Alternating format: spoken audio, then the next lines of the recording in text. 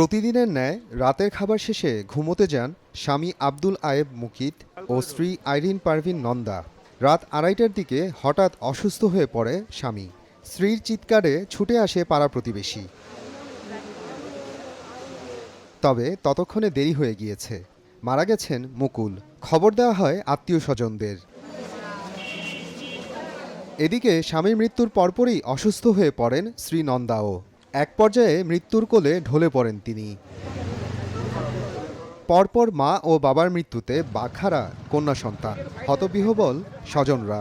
আমার আম্মু আমাকে ফোন দিয়ে বলছে, তুমি তাড়াতাড়ি আসো, তোমার বাবার শরীর খারাপ করছে, তোমার বাবাকে হসপিটালে নিতে হবে। আমি সাথে সাথে চলে এসেছি, এসে দেখি আমার আব্বু আর নেই। আর আমার মা এটা বলতে বলতে আমার সামনে শেষ হয়ে গেল।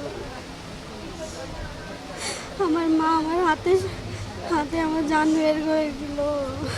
আমার ভাবি আগে থেকে অসুস্থ ছিল, আর মেজো ভাই মাঝে মধ্যে অসুস্থতার কথা বলতো। দুজনই চলে গেছে দুনিয়া থেকে, আপনারা তাদের জন্য দোয়া করবেন। স্বামী স্ত্রীর একসাথে এমন মৃত্যু মেনে নিতে পারছেন না এলাকাবাসীও। 2টা বাজে হচ্ছে আমাদের দরজা লক করছে, এই পাশের বাড়ির লোক।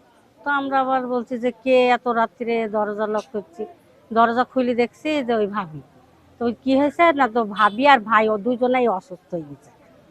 তো এই কথা শুনে আমরা আবার দৌড়তে গেলাম, যেই দেখছি ভাবি গেটে বসে আছে, খুবই অসুস্থ। ভাইও অসুস্থ, ভাবিও অসুস্থ। তো অটো চলে আসলো, আমরা আবার অটোয় ধরে তুলে দিলাম। মুকুল ভাই মানে হয়ে গেছে, একবারে এখানে মারা গেছে বাড়িতে। তারপরে ওনার মেয়ে আসলো, বড় মেয়ে বললো, ওর মা বলছে, তোর বাবা নাই, তোর বাবা শেষ। এই কথা বলার সঙ্গে সঙ্গে ওর মা ওইখানে পড়ে গেছে। আমরা আরও সবাই, আমার ভাই ছেলে ছিল, হ্যাঁ, ওইখান থেকে আমরা অটোয় তুললাম। অটো হসপিটালে নিয়ে যেতে, মানে হসপিটালে দিয়ে বললো দুজনে ডেট। ওনার বউ হার্ট অ্যাটাক করেছে, আর মুকুল ভাই ব্রেন স্ট্রোক। কষ্ট বা বেদনার কবর আমরা জীবনে এইভাবে দেখিনি বা কাটিনি, যে এক ফ্যামিলির তার স্বামী স্ত্রী এইভাবে আমরা জীবনেও প্রথম আমরা এই জোড়া কবর কাটছি।